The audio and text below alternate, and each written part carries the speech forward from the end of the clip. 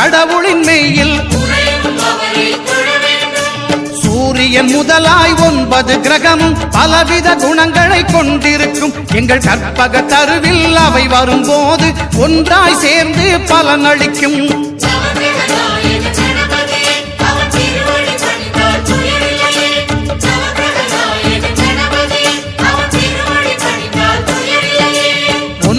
கோளும் ஒன்றாய் காண